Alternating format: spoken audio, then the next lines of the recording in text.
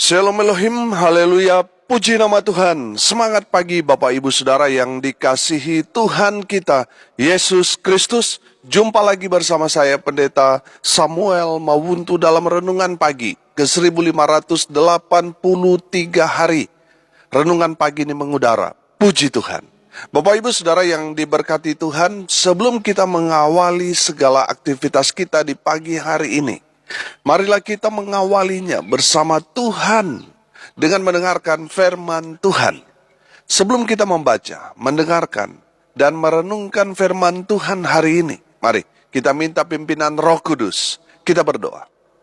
Bapa di surga, berbicaralah kepada kami semua. Pakai firman Tuhan ini untuk menegur kami, menasihati kami, menguatkan kami, meneguhkan iman percaya kami, dan menuntun kami, supaya kami terus berjalan di jalan Tuhan yang benar. Dan pakai firman Tuhan ini untuk memberkati kami semua. Di dalam nama Tuhan Yesus yang adalah firman Allah yang hidup, kami berdoa. Amin. Haleluya. Mari buka Alkitab kita dalam kitab Mazmur pasal 118 ayat 18 sampai ayat 21. Mazmur 118 ayat 18 sampai ayat 21. Demikian firman Tuhan. Tuhan telah menghajar aku dengan keras, tetapi Ia tidak menyerahkan aku kepada maut. Bukakanlah aku pintu gerbang kebenaran. Aku hendak masuk ke dalamnya, hendak mengucap syukur kepada Tuhan. Inilah pintu gerbang Tuhan, orang-orang benar akan masuk ke dalamnya. Aku bersyukur kepadamu, sebab Engkau telah menjawab aku dan telah menjadi keselamatanku. Amin. Haleluya. Bapak Ibu Saudara yang dikasihi Tuhan, dalam Mazmur ini kita belajar bahwa di balik maksud Tuhan menghajar kita umatnya adalah karena Tuhan sangat-sangat mengasihi saudara dan saya. Amin. Haleluya. Firman Tuhan dalam kitab Wahyu pasal 3 ayat 19 berkata, barang siapa ku kasihi, ia ku tegur dan ku hajar. Sebab itu relakanlah hatimu dan bertobatlah. Amin. Jadi di balik semua teguran dan cambuk dari Tuhan kepada kita umatnya, di ujungnya ada kasih Tuhan. Amin. Kalau saat ini saudara ditegur dengan sakit penyakit, ditegur melalui masalah keuangan, ditegur melalui kedukaan, ditegur melalui peristiwa-peristiwa di luar kuasa manusia. Dan kalau saat ini saudara masih hidup, dengar baik, Tuhan mau saudara membenahi hidupmu. Ubah arah jalanmu, perbaiki karaktermu. Tuhan mau saudara belajar bahwa apa yang saudara lakukan di luar Tuhan itu menuju kepada maut. Tuhan izinkan kita tertimpa masalah supaya kita sadar, kita bertobat dan kembali ke jalan yang benar. Amin. Haleluya. Bapak Ibu Saudara yang dikasihi Tuhan, ada berapa banyak orang yang sudah ditegur tapi mengabaikan teguran itu. Akhirnya terjadilah sesuatu yang sangat-sangat fatal. Contoh, merokok itu efek sampingnya bisa menyebabkan kanker, impoten, dan lain sebagainya. Tetapi banyak orang mengabaikan teguran itu. Dan akhirnya kenalah sakit kanker paru-paru. Napas tinggal satu-satu baru menyesal. Tapi sudah terlambat. Ada orang sudah ditegur, jangan minum mabuk. Orang yang menegur malah dimarahin saudara. Pergilah dia bawa motor. Baru jalan 50 meter, kecelakaan, patah-patah, kaki patah, tangan patah, gigi patah. Tapi puji Tuhan masih hidup. Dalam situasi seperti itu, baru nangis, menyesal. Tapi sayang, sudah semuanya patah-patah, baru sadar. Memang masih hidup, tapi saudara nyusahin orang. Sekarang baru menyesal. Kenapa tidak waktu pertama kali ditegur, saudara menyesal? Nanti sudah patah-patah, baru menyesal. Waktu ditegur, saudara marahin orang yang tegur saudara. Dengar baik, orang yang menegur saudara adalah orang yang baik, orang yang mengasihi saudara, yang tidak ingin saudara itu celaka. Tetapi waktu itu, orang yang menegur saudara malah saudara musuhin, saudara marah. Pada orang yang menegur saudara, malah ada orang yang membunuh orang yang menegur dia. Padahal orang yang menegur kita adalah orang-orang yang betul-betul mengasihi kita. Tapi saudara musuhin orang yang menegur saudara. Saudara marah kepada dia. Padahal tegurannya dia itu baik, tetapi keras hatinya saudara aja yang tidak menerima teguran itu. Dengar baik, orang yang menegur kita, tidak selamanya dia membenci kita. 99% orang yang menegur kita karena dia mengasihi kita. Sebaliknya, orang yang tidak menegur kita, padahal kita sudah berjalan di jalan yang salah, sesat, sudah keliru. Tapi orang yang ada bersama dengan kita tidak pernah menegur kita. Dia setiap hari dengan kita, tapi dia tidak pernah menegur kita. Karena orang itu tidak pernah menegur kita, kita anggap itu orang yang baik. Dan pengertian dengan kita anggap dia, oh ini saudara yang sejati. Dengar baik, orang yang tidak pernah menegur kita, padahal kita ada di jalan yang salah, itu orang jahat. Itu orang yang sebenarnya tidak peduli dengan apa yang terjadi pada saudara. Orang itu orang jahat. Dia tidak mengasihi saudara.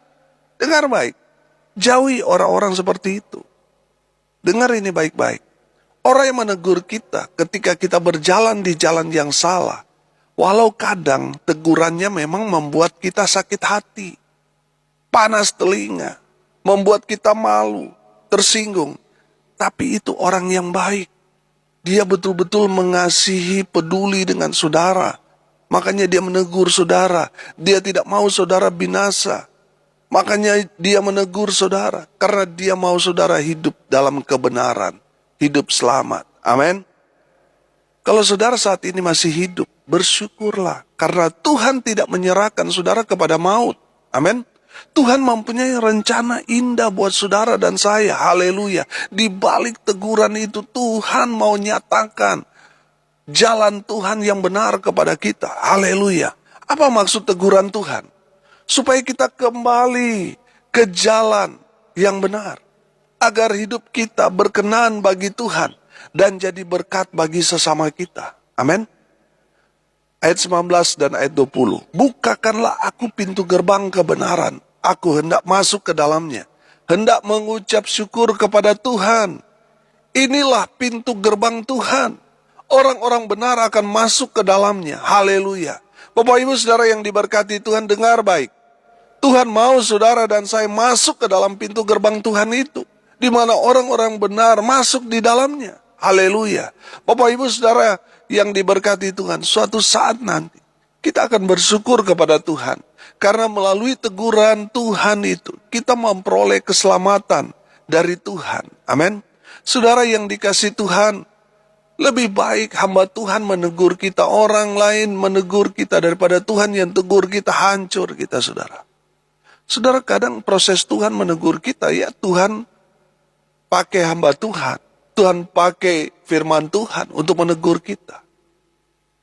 Saudara yang dikasihi Tuhan, sebelum murka Tuhan datang, Tuhan selalu menegur, memberi peringatan kepada kita terlebih dahulu.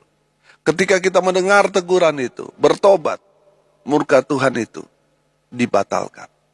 Tapi kalau kita masih keras hati, saudara, kita tidak mau menerima teguran dari Tuhan yang disampaikan oleh hamba-hamba Tuhan, kita masih mengeraskan hati, masih kepala batu, akhirnya murka itu akan menimpa kita. Saudara, bertobatlah ketika kita ditegur. Sekali lagi, Tuhan menegur kita bukan karena Tuhan mau kita binasa. Tuhan mau kita selamat. Makanya ketika kita salah jalan, Tuhan menegur kita. Amin. Bapak Ibu Saudara yang diberkati Tuhan, hari ini kita belajar supaya kita mengindahkan teguran Tuhan. Teguran Tuhan itu tadi saya katakan bisa melalui firman Tuhan, yang kita baca, yang kita dengar, yang kita tonton, khotbah-khotbah hamba Tuhan, bacaan renungan, dan juga bisa melalui hamba Tuhan yang ada di sekitar kita, yang melayani kita. Amin. Bapak Ibu Saudara yang dikasihi Tuhan, hari ini kita belajar. Kalau Tuhan menegur kita, itu berarti Tuhan masih mengasihi kita. Kalau Tuhan menegur kita, itu berarti Tuhan mau kita belajar. Belajar apa? Yang pertama, belajar rendah hati. Ketika kita ditegur Tuhan melalui firman Tuhan, ditegur oleh orang-orang yang ada di sekeliling kita, mari kita merendahkan hati kita untuk menerima teguran tersebut. Amin. Jangan keraskan hatimu. Jangan bebal. Jangan keras kepala. Jangan tersinggung karena orang menegur kita. Karena apa? Orang yang menegur kita adalah orang yang betul-betul mengasihi kita. Orang yang menegur kita memberi kita satu peringatan. Ada bahaya. Jadi indahkan setiap teguran. Tuhan mau melalui teguran itu kita belajar rendah hati.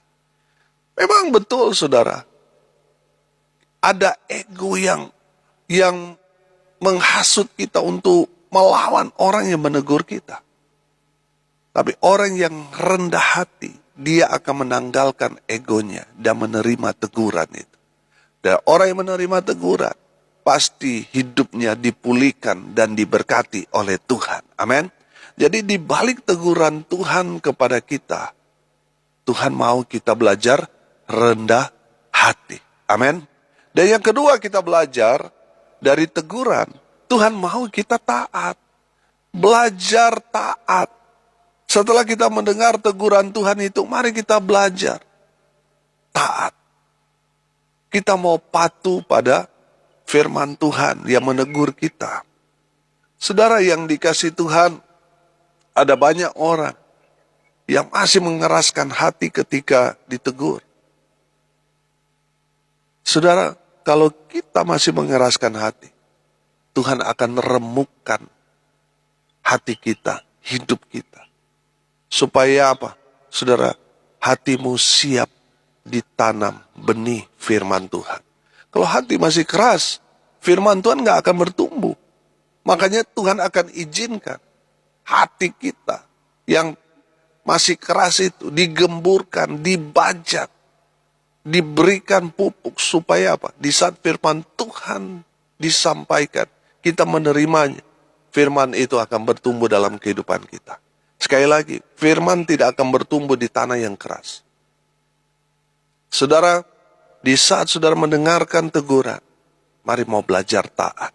Amin. Mari mau belajar taat. Melakukan firman Tuhan itu.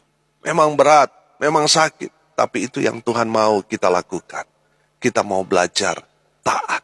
Dan yang ketiga dari teguran ini, kita belajar supaya kita tetap ada di jalan Tuhan. Jadi teguran itu membuat kita selalu ada di jalannya Tuhan. Tetap di relnya Tuhan. Kalau saudara keluar dari rel, bisa ambruk, bahaya saudara.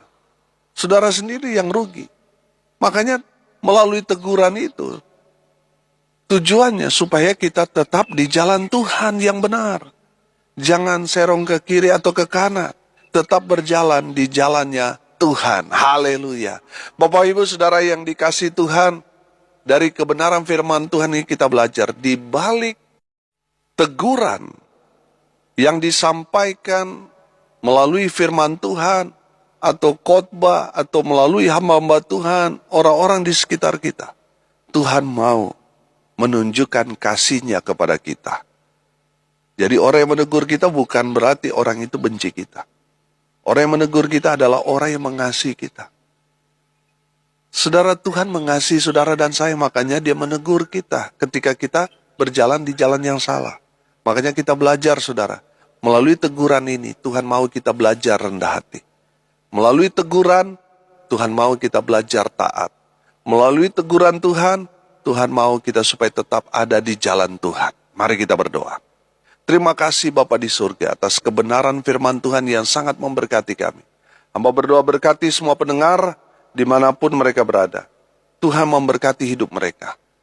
Rumah tangga mereka diberkati. Usaha pekerjaan mereka diberkati. Mereka yang sakit Tuhan sembuhkan. Mereka yang lemah Tuhan kuatkan. Mereka yang berduka cita, Tuhan hibur. Dan mereka yang berulang tahun hari ini, Tuhan Yesus memberkati hidup mereka. Hamba berdoa biarlah berkat Tuhan turun memenuhi semua pendengar. Bapak Ibu Saudara yang dikasihi Tuhan, arahkanlah hatimu dan terimalah berkat dari Tuhan Yesus. Tuhan memberkati engkau dan melindungi engkau. Tuhan menyinari engkau dengan wajah-Nya dan memberi engkau kasih karunia. Tuhan menghadapkan wajah-Nya kepadamu dan memberi engkau damai sejahtera. Di dalam nama Tuhan Yesus, sumber segala berkat. Bapak Ibu Saudara yang percaya diberkati Tuhan, katakan amin. Puji Tuhan. Saudara yang diberkati Tuhan, kalau saudara merasa diberkati melalui renungan pagi ini, bagikan juga kepada saudara-saudara yang lain supaya mereka juga diberkati, karena untuk itulah kita dipanggil untuk jadi berkat. Salam kasih dari Bali, saya Pendeta Samuel Mawuntu. Sampai jumpa besok pagi. Tuhan Yesus memberkati kita semua. Haleluya.